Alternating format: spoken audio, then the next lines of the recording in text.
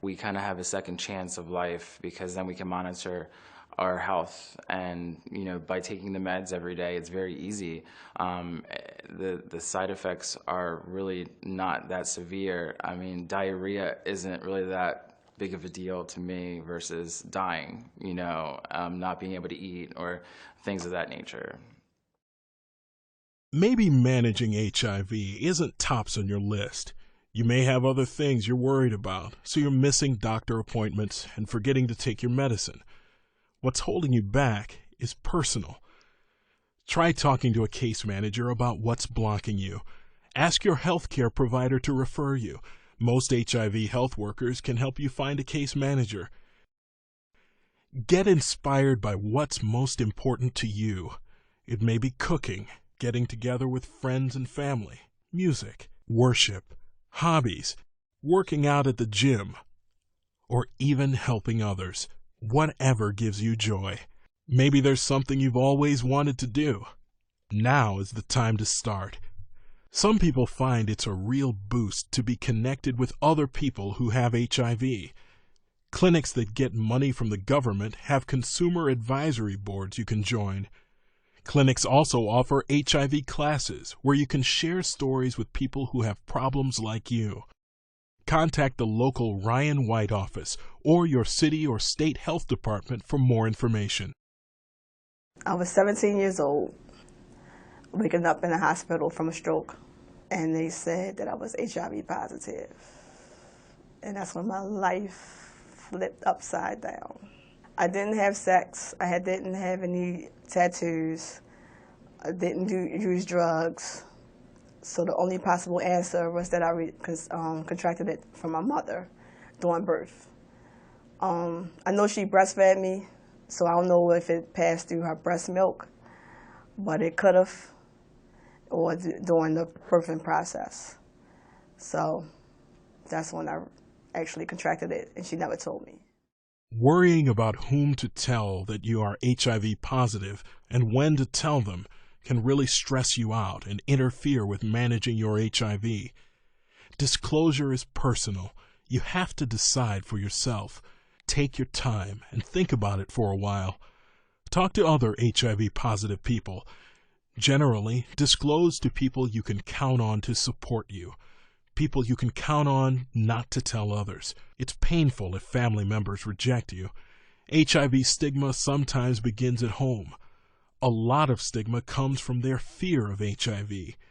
The more you teach your family about HIV, the better. They should know how hard it is to catch.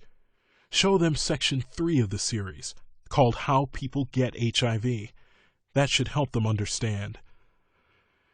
If you want to have a baby and you're HIV positive, talk with your provider. You want to keep yourself, your partner, and the baby safe.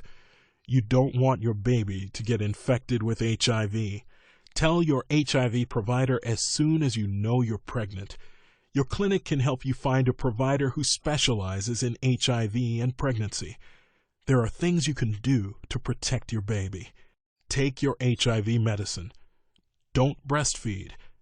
Get the baby in HIV care as soon as it's born.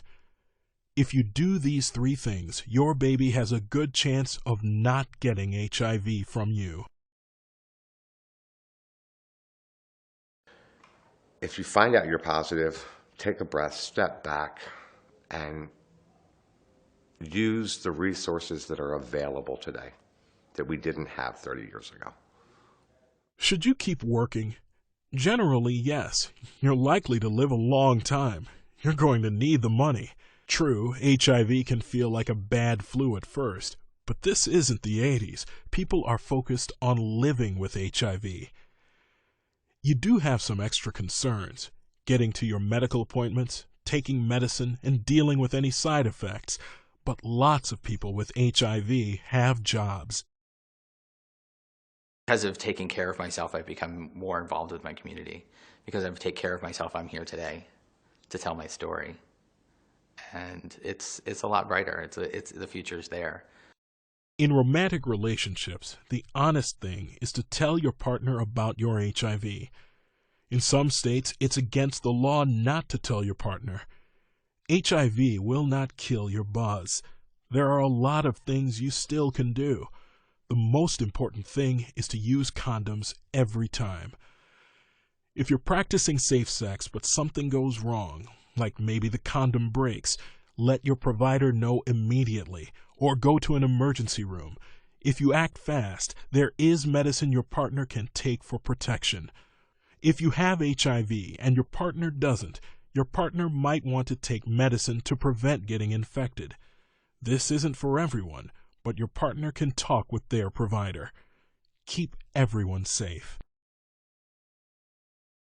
I think a well-facilitated support group to which one can bring the whole of yourself, especially a place where you can bring your questions, your fears, the anxieties you might have, and get support and answers, and maybe some hope. I think that support groups can be very important. HIV can make you feel worried, sad, and angry, and advanced HIV/AIDS can cause dementia. Also, bad feelings can get in the way of managing your HIV.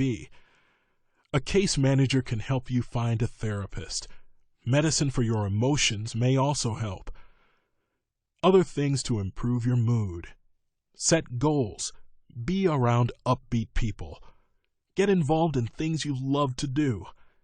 Explore your spirituality. And help others. You can also turn to the National Alliance on Mental Illness, NAMI.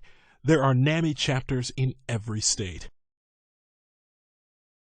It didn't come out like diabetes, you smoke, you get cancer. It was like, oh, if you're gay or if you use drugs, and people didn't want, especially in some communities, they don't want you to know that they're gay, or they don't want you to know they're on drugs, or they don't want you to know that they are promiscuous, or whatever, however they contracted it. They don't want you to know that about them. And because it came out like that, and it made it a stigma. If you use injection drugs, don't share needles. If you have HIV, you could give the HIV to someone else. Or you could catch another type of HIV that's much harder to treat. You could also get other infections, like hepatitis B or hepatitis C, that make you sick and make your HIV harder to treat. Some places have syringe exchange programs. If you can't get clean needles, learn how to clean them the right way. Street drugs and alcohol can also distract you from using a condom. If you don't use a condom during sex, it's the same danger as sharing a needle. Also, if you take street drugs or drink a lot, you may have trouble remembering to take your HIV medicine. Some HIV providers are uncomfortable prescribing HIV medicine if you're using. There's too much risk. You'll skip pills and the pills will stop working. If you want to control your HIV, try to get clean. If you want to get clean, a case manager can help find a treatment program. Or ask your local health department or clinic to point you to nearby alcohol or drug treatment programs. Thankful that I had people around me to get me through it and steer me in the right direction, whether they were, they may not have been my biological family, but if it wasn't for those individuals keeping me calm, I don't think I'd be sitting here today. People with HIV are more likely than others to be homeless. Illness and stigma may make it hard to hold a job. High medical costs can cause people to lose their homes. Almost half of people with HIV have been homeless or have felt at risk of losing their home. But even if you're homeless, HIV medical care and HIV medicine is there for you at little or no cost. People living on the street have to battle extreme weather conditions and are more likely to use street drugs, have mental health problems, and experience violence. This makes it even harder to get HIV medicine, take it on time every day, and find the food that should be taken with some medicine. Even though affordable housing is hard to find, keep trying. Your case manager may be able to help you. Check out a program called HOPWA, Housing Opportunities for People with HIV/AIDS. The website is on the screen. At first, I only told my very closest friends, my favorite auntie, my brother. I didn't tell all of my siblings. I didn't tell all of my relatives. But I made a list of everyone I told. And as the list grew and grew, I stopped writing names down and I just told everybody. Stigma is a mark of shame. Stigma against people with HIV comes in the form of hostility, prejudice, and discrimination. Stigma is driven by fear. People are afraid of catching HIV. Stigma is also driven by ignorance. Some people think they will get HIV simply by touching someone who's HIV positive. Some people judge those with HIV because of how the virus is passed from one person to another. Stigma from the inside feels like shame, fear, and guilt. It comes from taking other people's sharp judgments to heart. Fighting stigma is hard and starts from the inside, by learning as much as you can and finding support to build you up. When fighting stigma, it helps to have the loving patience of family and friends. It also helps to have support from others. Many HIV clinics have support groups and classes. If you think you are being unfairly treated due to your HIV, whether at work, by a landlord, or in your medical care, you may have the law on your side. Many areas have laws that protect people living with HIV from discrimination in housing, work, or getting care. Your clinic is a good place to start finding out about laws that protect you.